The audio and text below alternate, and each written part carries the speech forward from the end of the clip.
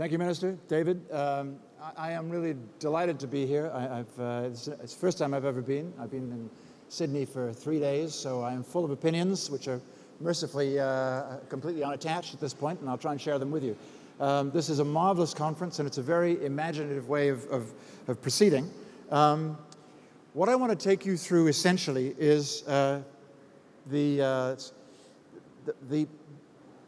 question that I think that really should be the one that dominates this conference, which is how does the Bays best support Sydney's ambitions as a globally competitive city? We've heard everybody say, all of the ministers, premiers say, let's set the bar high. So what we really need to be doing is asking the basic question, if we're going to be competitive, where in the world right now is Sydney, and what are the things we need to do to be competitive? It's very interesting. You go ahead in your literature, this global cities rankings. I teach global cities rankings, and they're all nonsense, but collectively they actually probably tell you something. The one that people most trust, I guess, is the Global and World Cities Center, and they have Sydney ranked as an Alpha Plus city, number 10 in the world. Now that is pretty darn good, because there are a lot of very big cities. You should be very proud of that. You beat my hometown of Toronto by 3 points. But what we have to do, I think, is actually try and drill down a little bit on that, because if we're going to compete, who are we competing against, and what essentially are we trying to do? By the way, just in terms of the presentation, my notes have not come up on the slides. I've got two of the same thing, if you could fix that. What is a global city all about? Basically, it's actually pretty simple. Global cities are competing on quite a limited number of dimensions: on financial services, on universities, on their knowledge industries, on their professional services, on their cultural tourism and quality of life. These are the things that essentially make up the modern city. No modern city makes anything anymore. Essentially what modern cities are is about brains, about financial services and all the professional services that go with them, and about lifestyle and culture. When you look from a drill down on that, when you look at global financial services, you actually see that Sydney is not in the top pack of global financial centers. And when you look at Asia-Pacific centers, actually you see that it's really lagging significantly against a cluster of cities which I think you have now to regard as being your principal urban competition. It's interesting when you think about Sydney, and I know when talking to people here, the comparatives have tended to be, in a sense, almost the old world cities of San Francisco, Seattle, Vancouver. I suspect now we have to turn our eyes much more to that group, because essentially the other thing that is happening in the world is, to quote Richard Florida, who also teaches at U of T, the world is becoming very spiky. Fewer and fewer cities are more and more important.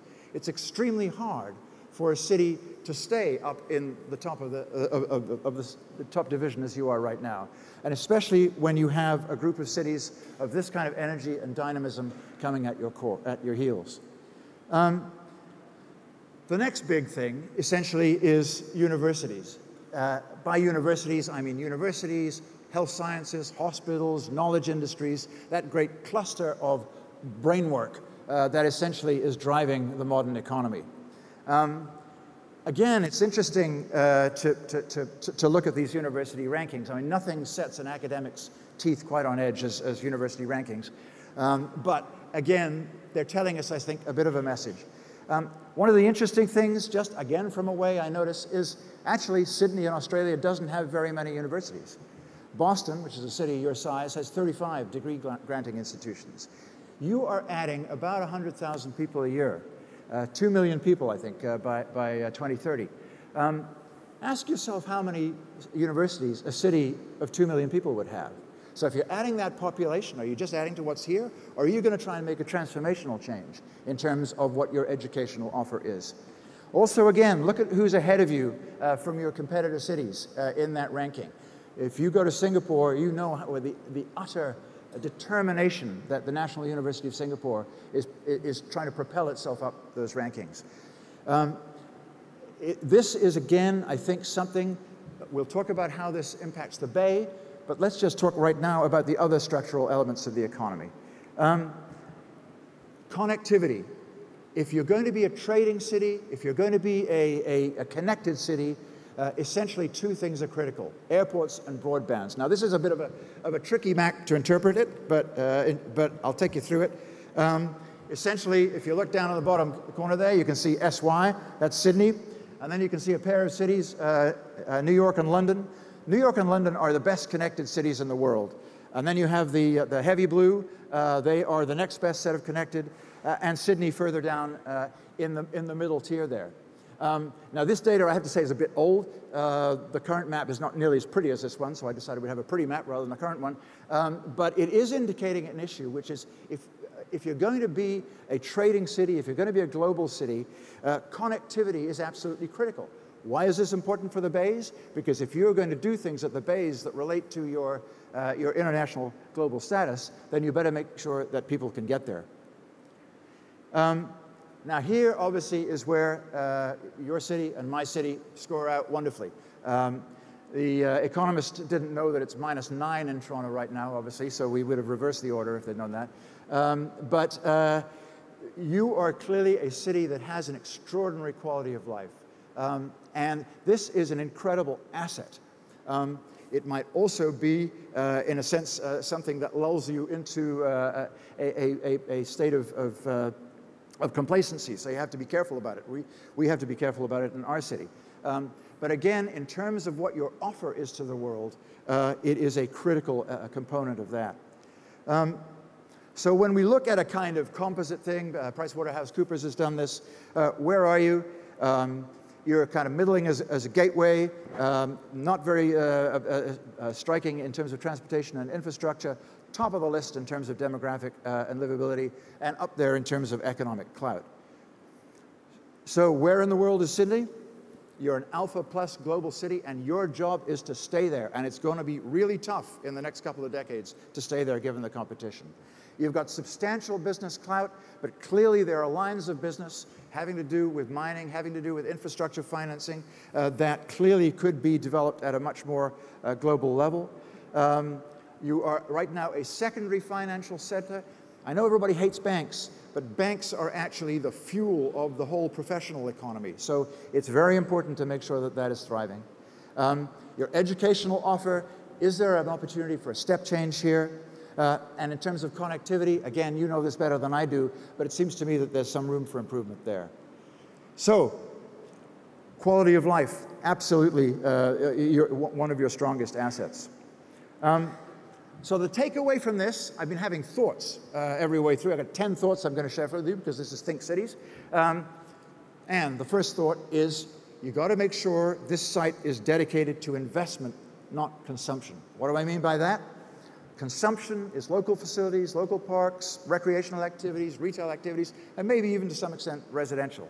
Investment is jobs, knowledge, infrastructure, tourism, international tourism. So all of your local pressures will drag you towards consumption. Your job as the developers of this site is to make sure that this site is about investment in your future. What I'd honestly like you to do is take your felt pen and write investment, not consumption, on your foreheads here. What I really mean to say in your local vernacular is don't piss this beautiful site away. Make sure it's about the future of your city. So the next question you have to ask is, where in Sydney are the bays? This is a really important question. Any real estate person knows that the first question you have to ask is, where are you? And it's interesting to look at where you are. You are close geographically. If you're a good swimmer, you're 2 kilometers away, but you're actually not close in terms of the actual ability to access the site. And I think this is something that's going to be quite fundamental in terms of your thinking about it. Because my sense, and we can talk about this more, is that unless you fix the access issues, there are real constraints to what you are actually able to do on the site.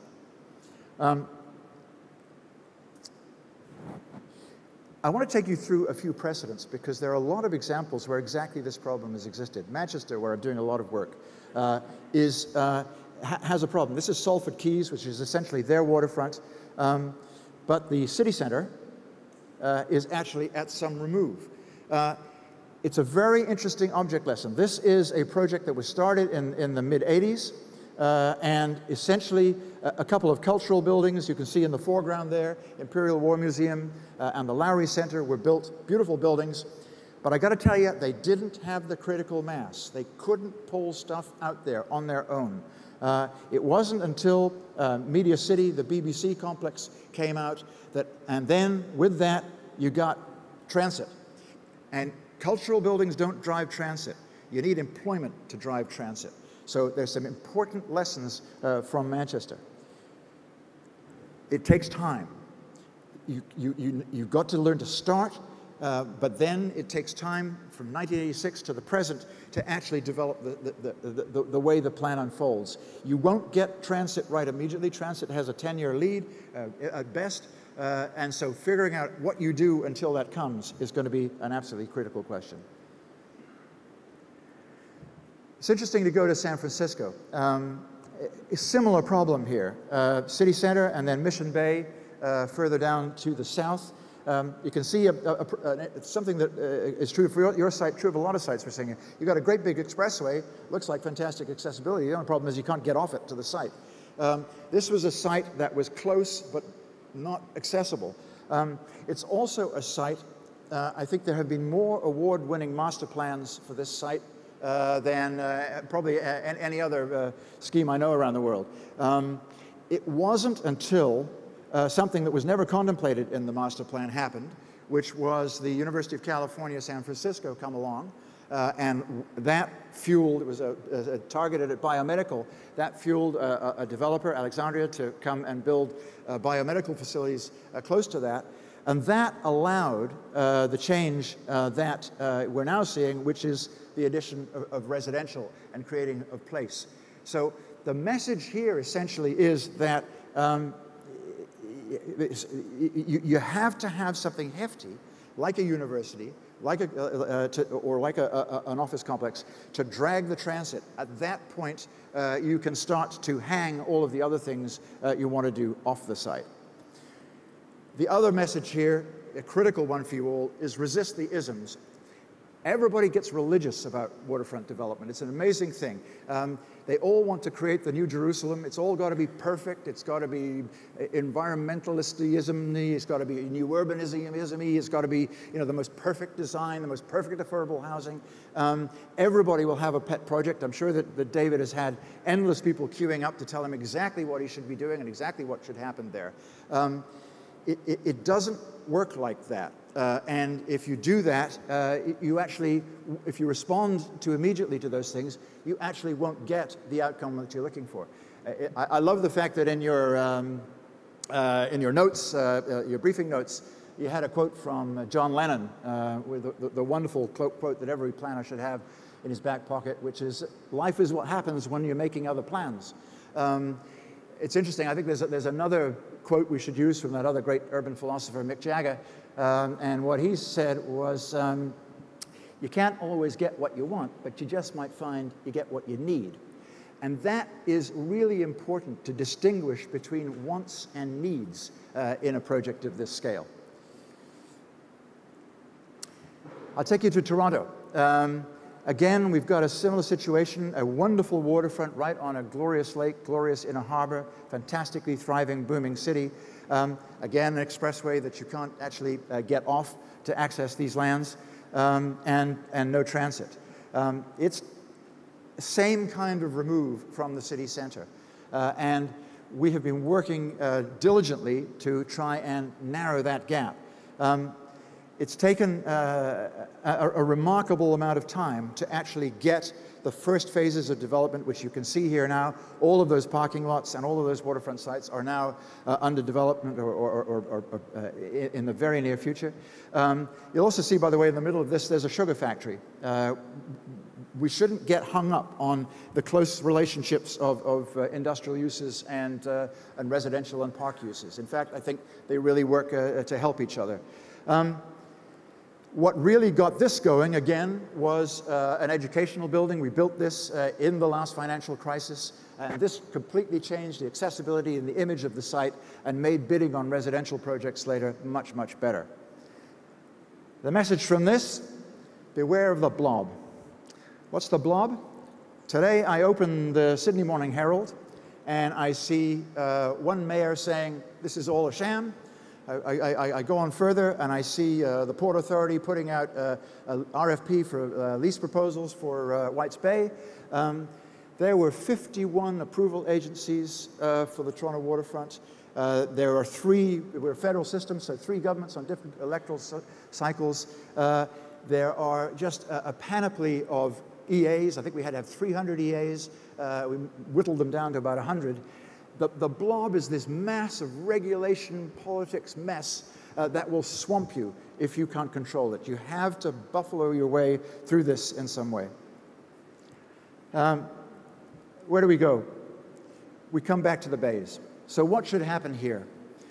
I think the critical thing is that you've got to have at least one really big idea.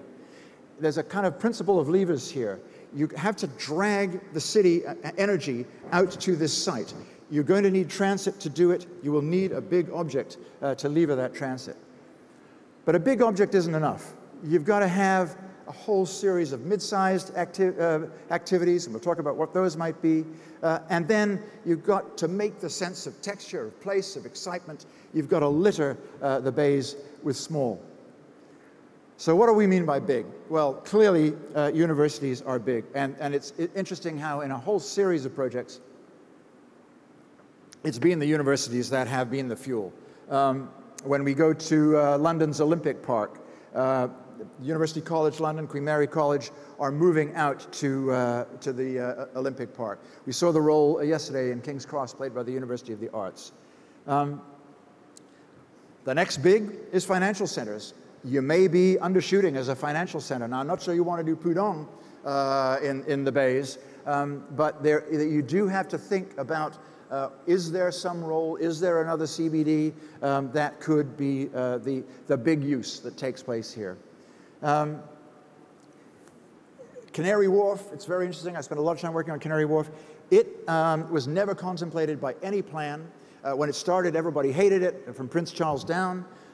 But it is the single most important structural move really in the history of London in the last several decades. It's the reason there was the Olympics. It's the reason that things have gone to the east. So you do have to think about whether or not something of this scale makes any sense.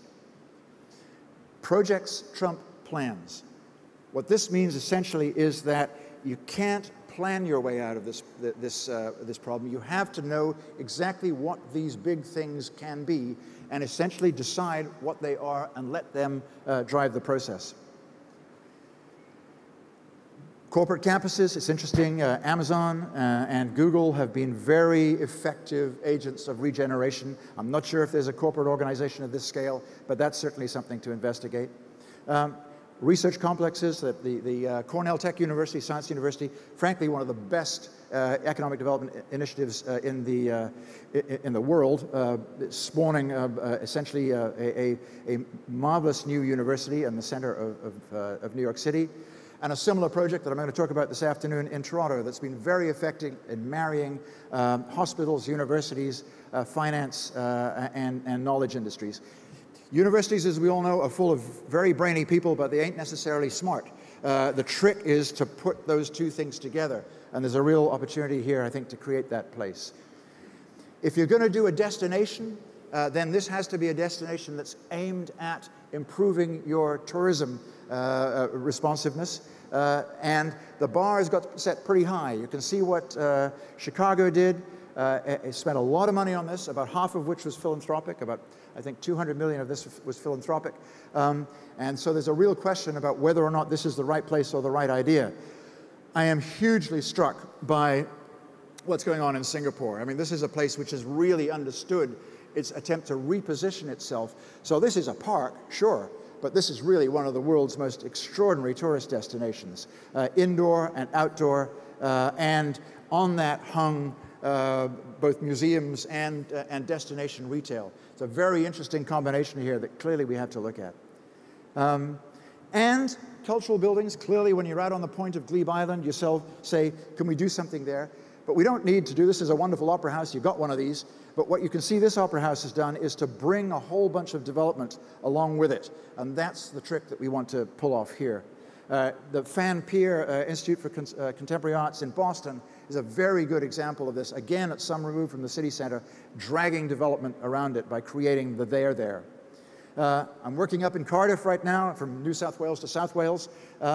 And it's interesting, they've got two big destination buildings at the end of the bay, but again, they have this problem of just being too far away from the city center. So we are trying desperately to fix that access, because if we don't get that access, we're really not going to get the value in all of the lands that are surrounding it. Again, just going back to this point, cultural buildings of themselves don't seem to be able to pull the transit on their own account. You need to do something big. We need a lot of thinking about waterfront transits. Is there a kind of western access to the city that this can be a major stop on? It's interesting coming back to that point about you've got great roads, but you can't get off them. There's a marvelous example in Vancouver, Granville Island, which is underneath the Robson Road Bridge. You can do a lot of wonderful little things here, and it's a great tourist destination, wonderful restaurants. But they couldn't get a university to fly here. It had to move to a more accessible destination. And let's have a bit of lateral thinking. It'll take a long time to get rail transit. This was built for the Olympics in about 2 years. It cost $60 million. It's an interesting little step in the London transit system, like a knight's move that connects across the Thames. Maybe this is something you do in the interim while you're waiting for the full transit event to happen. Big heritage, clearly you've got this marvelous power plant. You know, are there the real opportunities to do a heritage retail activity here that can tie together arts activities, employment activities, a kind of celebration of nature. This is another in a brickwork site. These are 3 projects I've shown you from Toronto, because what they have done is to combine philanthropic, non-profit drivers with a city loan guarantee and a lot of entrepreneurial activity inside each of these buildings. I'll go into a lot of detail later, but these, I think, are very interesting precedents for what you might be able to do at the power plant. And food. I mean, the fish market is a slam dunk. This is the Borough Island. We've got the wonderful gentleman from the Borough Market here. Food is one of the leading indicators of urban regeneration. There's no question about that. And I think the fish market is a marvelous place already, could be an even more extraordinary place. We shouldn't, when we're talking about employment, we don't need to go completely crazy on financial centers. This is the reuse of an old TV factory. Again, it's one of these container office developments where you have your office in a container inside an old shell. Similarly here, doing the same thing in the old media center in London Olympic site. Cheap, cheerful, flexible. There's a lot of space out there that I think can happen before we get to the more formal and more permanent office activities. Employment is really key. You are an immigrant city. You're an immigrant city just like Toronto, which is a different kind of immigrant city from New York or London, in a sense that you have very qualified immigrants and a very distinctive immigrant flow. We've got to make sure we provide good jobs for them, or we won't have the civil peace that's really part of our whole quality of life and offer. Residential, I'm leaving to last. You could fill the whole site with residential in a slam dunk. Just hang back a little bit. Because, again, I'm not sure whether this is investment or consumption. When you do it, make sure it really relates to the water. Make sure it really interacts with boat activities. Make sure, this is one of my favorite projects in the world in Sweden, Stockholm, the Hammarby Sjöstadt development. Look at this lovely harmony between residential and neighborhood and water. And then finally, small. Don't forget about small. Small is what adds texture. A couple of parks in New York City we worked on. Governor's Island, fantastically close, but completely inaccessible. They didn't know what to do. They had all kinds of grand visions. So they just decided to do everything. They hung hammocks from a tree. Everybody got out there. We need to get these sites very rapidly into this kind of casual public use and really experiment with everything. Don't worry if it's a success or a failure. Half of them will be a success, and they carry on. And then you can perhaps move to the more permanent activities that you're seeing in Brooklyn Bridge Park, which are actually a bit more capital intensive in terms of recreational activity. And again, these draw from the whole city. They've become not a local facility, they are a local facility, but they're also something that people go to from across the whole town. Activity creates activity. Start with hammocks, you'll end up with restaurants. You end up with restaurants, you'll end up with places to work. You end up with places to work, you'll end up with residential and new office buildings. There's a wonderful up pyramid as well as a down pyramid here. And you got tons of beaches, but I couldn't resist the fact that these are different kinds of beaches here. These are urban beaches. They pull a different kind of crowd. They really seem to work tremendously well. In New York, this is one in Toronto right next to that sugar factory. Hugely successful places. And you're kind of almost playing a joke with yourself as the beach town of creating a new beach. Sand to Sydney.